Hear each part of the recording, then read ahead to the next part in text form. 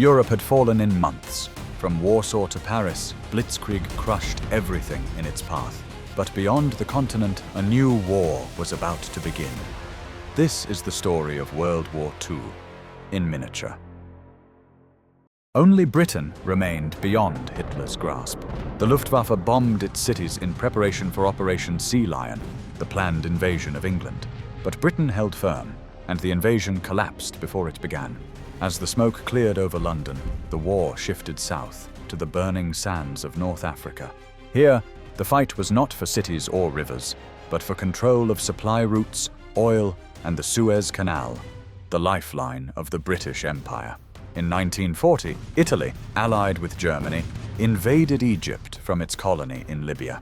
The British struck back, pushing the Italians deep into the desert. It seemed the Axis might lose Africa entirely, until Hitler sent reinforcements, the Afrika Korps, led by a commander whose name would become legend, Erwin Rommel, the Desert Fox. Rommel arrived in 1941 and wasted no time.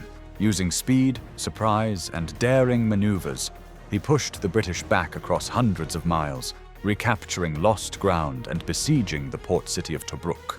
The Desert War was a battle of movement, armored columns racing across open sands, striking at supply lines, vanishing before the enemy could respond. The greatest enemy wasn't always the opposing army, it was the desert itself. Scorching heat by day, freezing cold by night, sand that choked engines and blinded drivers. Every bullet, every drop of fuel, every sip of water had to be hauled over vast distances, and into 1942, control of the front swung back and forth. Rommel's boldness earned him victories at Gazala, but the British, under General Bernard Montgomery, regrouped.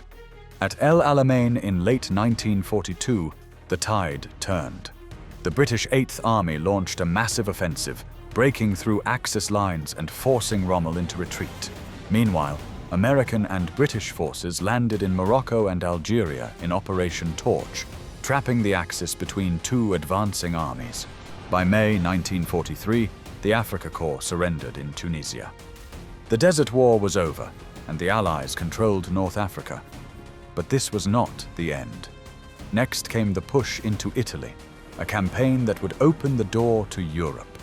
On the next episode, the war returns to the West, from the beaches of Normandy to the liberation of France, and the relentless push toward Germany's borders.